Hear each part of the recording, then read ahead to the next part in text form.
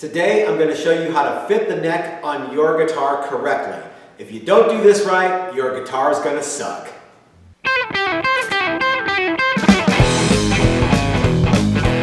Hey everybody, this is Matt and we're Texas Toast Guitars. Thanks for watching. This is another one of our organic in-shop videos.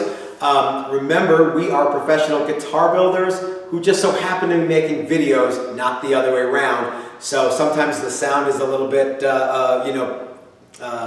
hard to live with, but I appreciate all of you guys hanging out and watching the videos that we make. Like I said, today we're going to be fitting necks to these bodies and getting our angle right so that they work with the bridges that we have chosen to use. If you guys like this video, give me the thumbs up, and if you haven't hit the subscribe button, please do so now. If you appreciate the content that we do, like this, you might want to think about going over to our Patreon page and becoming a member. Even $1 a month goes a long way to helping us bring you guys neat stuff like this. You can also join the channel on YouTube. Sign up Utreon, there's a thing that says join. You click that and give us a couple bucks. Help us out a little bit that way. If you can't do that though, there's certainly no paywall to watch this video. There might be ads and stuff, but you guys get it. Just share the video as many places as you can think of us and help us grow the channel that way. Okay, so enough of the bullshit talk. Let's start making guitars. So I've got a couple of bodies here that, and there's a couple of necks that go with them. So this body here is going to be getting a stop tail and tune-o-matic, which has a different neck angle and height, bridge height, than this is a Challenger guitar here. The bridge is a little different. It's our Hipshot bridge that we use on almost everything, and it's a little bit smaller, shorter than the tune-o-matic needs to be. So the bridge height is different and the neck angle is different. I'm going to show you guys two ways to do that. And then I'm going to show you something on a carved top. So I'm going to be showing you 3 different ways to make sure your guitar doesn't suck once it's done. Now, I say that because, guys, this is probably one of the most important interfaces of your neck and body. Especially if you're doing a set neck, you don't have a whole lot of chances to go back and undo this. So if you had a screwed together guitar, you could shim the neck, or you could make the pocket deeper, or you could do any number of other things. Once the neck's glued in, you're kind of stuck with it. We can talk a little bit about how to correct some issues, but for the most part, once it's there, it's there. So I'm going to show you guys on this Challenger first let me get the neck here going. So this is the neck for the Challenger. As you can see, it is full 1.5 inch thick plus 5/16 fretboard. It's bound. It's ready to receive the angle or the neck, because you can see the neck is way too big. We need to take a bunch of meat off the neck. So, and when it's all said and done, we want the distance from the height of the top of the fretboard to the top of the body to be about 5/8 of an inch, give or take. Our bridge has some adjustment built into it, so right in that 3/8, maybe a little less neighborhood. And as you can see, we are now, well, probably over a 1/2 inch. Let's see where we are. Yeah, we're actually over 3/4 of an inch from the top of the fretboard to the top of the body. Now, on this one, the neck is going to be flat on the bottom, and the neck pocket is flat, because the bridge that we're going to be using is something that it would look in place on like a stop tail, hardtail, Fender style guitar. So if you're using a Fender style bridge, you want to have about 3/8, like I said, from the top of the fretboard to the top of the guitar body, back here where the bridge is. That's going to be more critical when we start to do the other one, but because this is flat, it's going to be 3/8 from the top of the fretboard to the top of the body at the neck joint and all the way back here, so we can measure here instead. We don't have to measure in one specific place because everything's flat, okay?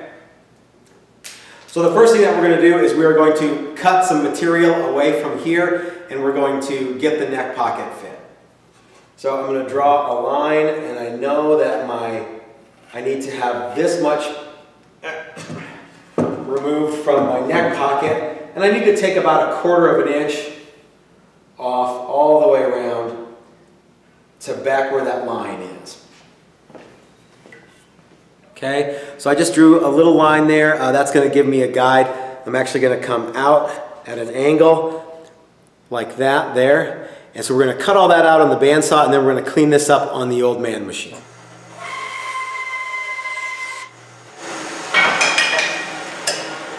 Okay, as you can see, I cut a big chunk of material off of the back of my neck. Now I'm going to clean this up on the thickness sander that we lovingly call the old man machine. All right, because my fretboard is still flat, and that is to say I haven't radiused it yet, I can put this down on my table of my thickness sander, and I can push the neck in, and I can take material off until it matches my, or until it works with my neck pocket and gives me that 3/8 reveal. I don't know how you would do this if you didn't have an old man machine. You could hand do this with a block. You could put this under a router sled. I have this machine here, this thickness sander, which is really neat because I can push it in and pull it back out again. So another good reason to have one of these machines.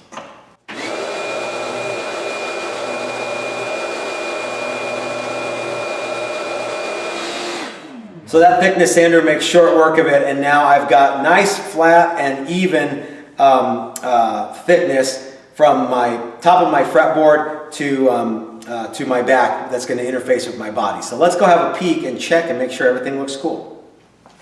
All right, now the guitar is looking quite a bit better than it was before. It's starting to look a little more like a guitar.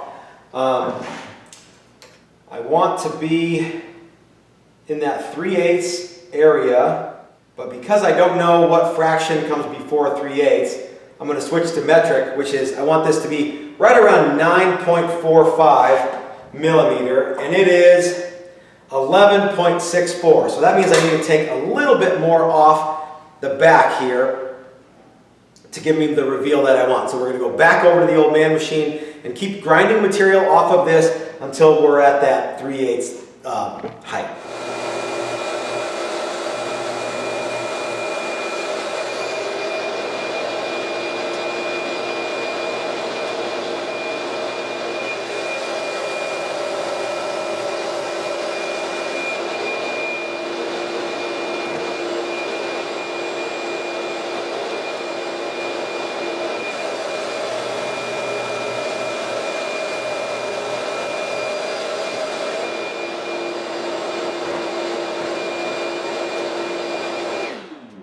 All right, so that looks pretty good, you guys. Now my neck slides right into the pocket, and as you can see, the pocket is flat, and so is my neck itself, just like on a Fender. And all I did was I removed material off of the back of my neck until it yielded the neck height that works with the bridge that I'm going to be using. Now, guys, I can't stress this enough. You need to have the bridge that you're going to be using selected at the very least before you go setting your neck angle and your bridge height.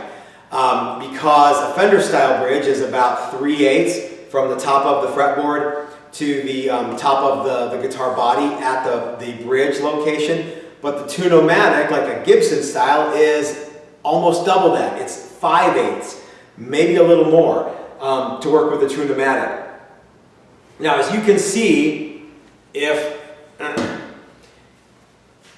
I had this 1/4 of an inch taller, that would look wrong. So what I need to do to use a Gibson style bridge is actually angle my neck back. I'm exaggerating here. And then measure the top of my fretboard angle when it gets to the scale line there, okay? And then I want the distance from the top of my fretboard, if you draw an imaginary line, or if you use a straight edge, I want the distance from my bridge location to the bottom of this straight edge to be 5/8 of an inch when I'm using the Gibson style. Again, I'm going to stay with a flat bottom neck pocket because that's the way I do things, and I'm going to adjust the bottom of the heel so that it fits into the neck pocket at exactly the right angle. It's about 2 degrees. So we're gonna get that fit and get it looking good. So let's put this one out of the way and get this SG going. All right, so the next one that we're gonna do is this very familiar looking double cutaway with this neck for our buddy Bill. And he wants to use a stop tail and tune-o-matic. So we need to have the distance from the top of our neck to the top of the body at the bridge be 5/8. So right now, at the heel here, we're over 3/4 of an inch again, just like we were on the other guitar. So we're going to remove material at an angle so that the neck angles back like this, and we're going to measure, and you guys are going to see. It's just easier for me to do it, I think, than it is for me to talk about it. So first thing we're going to do is exactly the same like we did on the other one. We're going to establish how much we need to take off and where we need to take off to, right about there.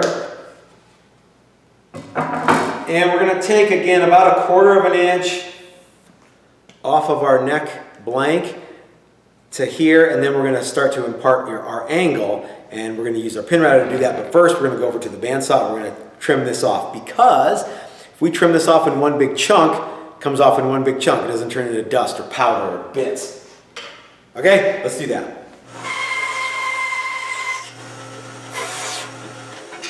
All right, so I'm at the pin router and I've got my neck clamped up into this jig here, which holds it at a fixed angle.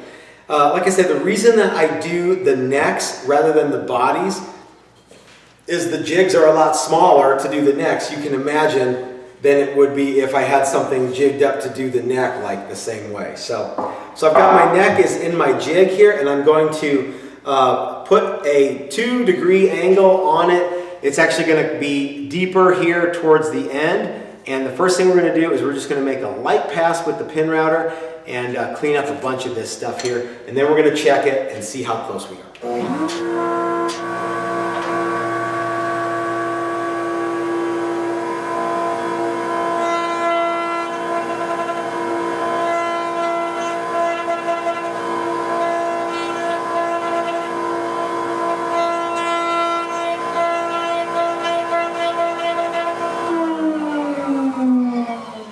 Can you see that there? The angle that we've got built into our neck pocket now.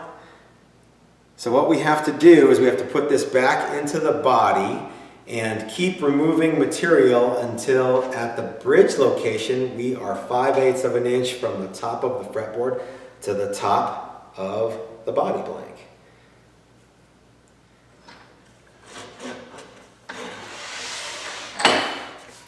Given that I've used this jig a number of times, I'm betting it's going to be about 1/8 of an inch. So I've got my neck set all the way down, and I've got a straight edge here. I'm going to go to where my bridge location is, and I'm going to measure. And actually, according to this, we are spot on. That can't be right. I must be looking at something wrong. Yeah, we're not quite. We're a little bit tall. Just a touch. All right, so this is another way that we can go if we need to angle the neck and keep the neck pocket straight. Now you could switch those around and you could angle your neck pocket and leave your neck flat on the bottom. That way works too. Someone's going to say, what do you do about the little tiny thing that's like poking in the bottom? I don't worry about it. It's not a big deal, but you're right. If this is at an angle, this little corner right here is actually going to touch the back of the neck pocket and shove the neck away from the body just a little bitty bit. But it's hardly any, and we're not going to worry about it. We're going to let the bridge adjustment take up any slack that we get. It's very, very, very little material. You could angle the back of your the neck right here to match this angle so that so that was exactly right. You could do that. I don't worry about it, and I don't think you guys should either, because we're going to remove a bunch of material here for pickup and everything. So all of this meat is going to get taken away anyway, and you're going to have the littlest sliver of material here that's actually bearing on the back of the neck. So for those people who are astute and saying, well, what happens if you have that? Nothing happens, and it's okay. All right, I know I told you guys I had 3 different neck joints and neck angle jigs to show you. This is the last one. This is a carved top challenger, and there's an angle that goes from the end of the body all the way to the bridge, and it's that same about 2-degree angle. It's actually from this sign plate here. And what I'm going to do is my neck pocket is going to be flat on the bottom in relation to this angle here, not this angle here. So I'm actually going to be putting an angle in my neck pocket to go with the neck that we're going to use, which will be flat on the bottom. Because basically what we've done is we've got a challenger that we've angled the front of. We're going to angle the whole thing. It's going to be just like a regular flat top challenger, only at an angle. Okay? So I went ahead and started the neck pocket before, and now I'm just going to chase this with a couple of different bearing bits, and we're gonna have it be exactly perfectly right and angled to the top. Okay? And you can actually see. You see how this maple, this neck pocket depth is the same, but you can see how it's slightly deeper here than it is here. So we're going to change that. All right, I've got my body attached to this sign plate. It's got the same angle as this here. So if I were to put a level on this patch of the body here, it would be nice and level. This is level to my table. What I'm going to do now is I'm going to cut this rest of my neck pocket in to 1 inch deep or maybe a little deeper, but it has to have the bottom of the neck pocket has to be parallel to the table when it's in this jig. Okay.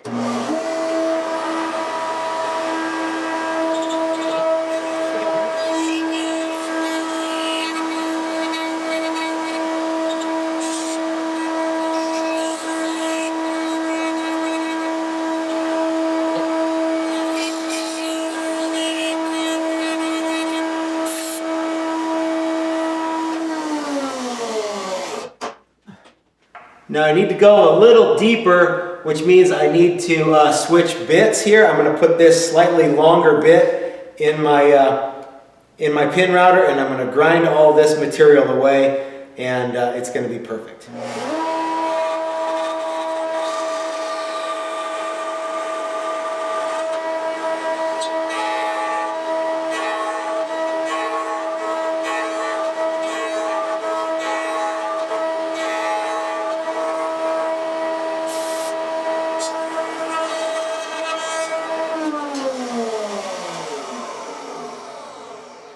All right, so now we could take the neck that we did for our Challenger guitar, 2 guitars back, and we could pop this right in here, and it would be just about right, except for this neck pocket is a little deeper because it's a carved top. But the idea is that now our bridge height will be, we still want the bridge, the distance from the top of the fretboard to the top of the guitar at the bridge to be right at 3/8 to use that Hipshot bridge that we use on almost everything.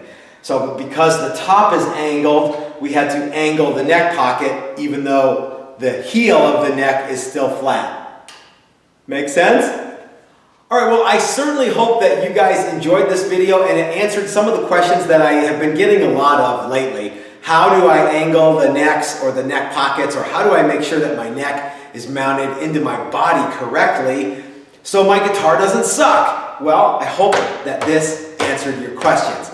So if you've got any more questions, please leave them in the comment section below. Thanks for watching, you guys. We will see you next time. This is Matt at Texas Toast reminding you that life is short. You might as well have a cool guitar. And if you're so smart, start your own YouTube channel. That's what I did. We'll see y'all next time. Thanks for watching.